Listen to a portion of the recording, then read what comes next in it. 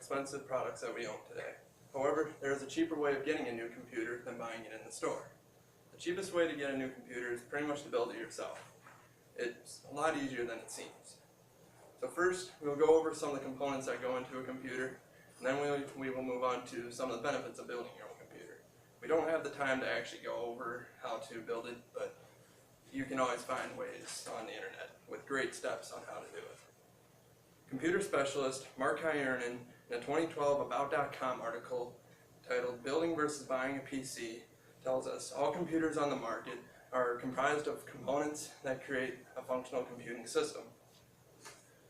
Unquote. There are 9 parts to a computer. The first is the motherboard. This is pretty much where everything is combined together and functions. Then we have the processor, which acts as the brain of the computer. It's what runs all of your programs and applications.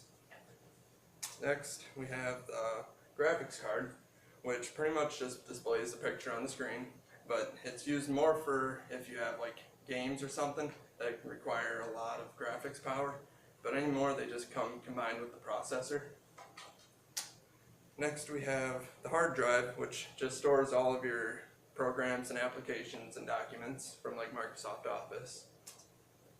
Then we have the RAM or memory. That is used just for multitasking and having more applications open at one time so that you can run more, so that you can do it a lot quicker. And then we have the power supply, which exactly how that sounds. It's just used to power the computer and make sure that it turns on. And then we have the software part, which is the operating system, which if you have a normal computer, you'll have Windows, which is every time you turn on your computer is what you use. Or if you have a Mac, you'll have OS X. And the next is the computer case, which exactly how that sounds too. That just holds all of your components and keeps them safe. And finally, we have the heatsink and fan. The heatsink is used to, the far part on the left, is used to direct heat away from the processor so it doesn't overheat, and the fan is used to blow heat out of the computer case so that none of your other components will overheat as well. Building your own computer can be a very good way to save money and to reward yourself with something that might be better than buying something in the store.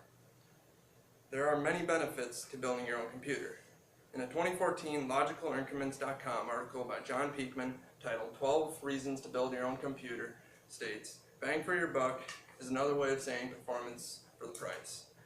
In other words, if you build your own computer, you'll get it at a significantly less price than it costs to buy it in the store, and you may even get it for a better performance as well. Unquote. In another 2012 article on digitaltrends.com by Matt Smith titled Should You Build Your Own PC? States putting together components is not very hard. Standardization of hardware over the years has made it easier for people to just plug and play without having to install anything and do anything out of the ordinary. Unquote. And finally, in another 2012 article on Technable.com by Derek Woldars, a IT specialist from Illinois, states, in general, I tend to stay away from the computers that you buy in the store because they don't last as long and they have shorter warranties, as well as they have lower grade products that may make the system not last as long and keep the price point down. So let's recap. Throughout this speech, you were told about some of the components that go into a computer, as well as some of the benefits that you may get from buying your own computer. Now that you know some of the benefits, I hope you'll at least try to research some of the parts in the computer the next time you buy a computer. And if you do decide to buy one, then there are great how-tos on the internet that will walk you through step by step on what to do.